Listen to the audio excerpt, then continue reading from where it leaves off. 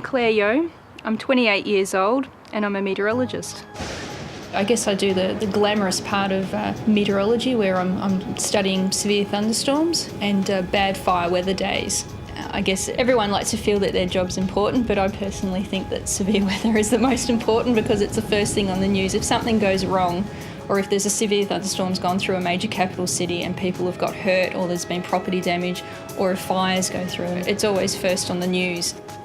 At the moment I'm working in the Melbourne head office, the Bureau of Meteorology. As a forecaster, the first thing I do is come in and analyse a weather map to get an appreciation of what the current situation is. In terms of severe weather forecasting, there's a lot more detail goes into the forecast itself. You have to take into consideration local effects and the topography in a particular forecast site, and you have to be a lot more accurate with the timing of, say, a wind change. A lot of my job also involves doing training to fire agency people in how weather affects their fire operations. And in the summer period I'll do fire weather forecasting, which basically is forecasts for fire agencies to plan their operations ahead, and also severe thunderstorm forecasting.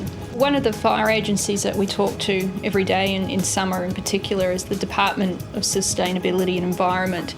They cover statewide forestry.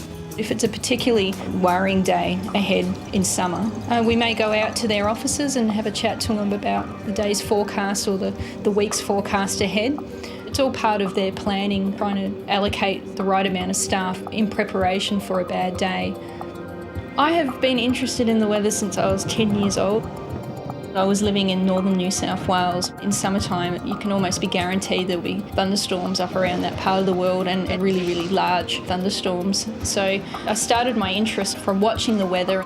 It seemed like the most interesting job choice. You have to do maths and physics, and I think you need to be good at science in the first place to really want to go down this career path. I did applied physics at RMIT University in Melbourne, and then I did postgraduate studies with Melbourne University in meteorology. But my basic degree was a physics maths major. And then after Melbourne University, I was employed by the Bureau, where I undertook a graduate diploma in meteorology, so another year. So all up, I did 5 years in total of tertiary study. The Bureau has been my first career, and I've been with the Bureau for about 7 years now, and I don't see myself really going anywhere else at this stage, and that's quite typical of many people because most people have really, really wanted to be meteorologists for most of their life as well. I think everyone encounters weather every day, and most people have a general interest in it. That's why a lot of people pursue the career itself. I enjoy the responsibility that goes with the job. It's nerve-wracking knowing that if I don't make the right decision with the forecast, that it has implications in terms of fire agency personnel may be hurt on the line. But that, in the other sense, is also very exciting. It means I'm very, very focused on what I do, and I put a lot of care into my forecast. You can't sort of get away with being relaxed, I guess, in forecasting. When I'm not thinking about the weather, I enjoy working out in the garden. Unfortunately though, I do have to think about the weather when I'm gardening because I don't want to get caught out in a shower or in a storm. It would be a little ironic for a meteorologist to be hit by lightning while out in their garden. From a very young age, played flute and saxophone. I also have an interest in musical theatre and acting.